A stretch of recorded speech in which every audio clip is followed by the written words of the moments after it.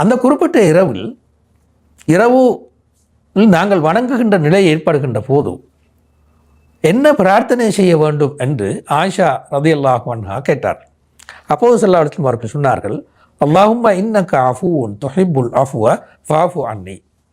இறைவா, நீ மிகவும் மன்னிக்கும் மனப்பாங்கு கொண்டவனாக இருக்கிறாய், மன்னிப்பதை மிகவும் விரும்புவனாகவும் இருக்கிறாய், எனவே என்னை மன்னித்து விடுவாயாக என்ற பிரார்த்தனையை நீங்கள் செய்யுங்கள் என்று ஸல்லல்லாஹு அலைஹி வஸல்லம் அவர்கள் சொன்னார்கள்.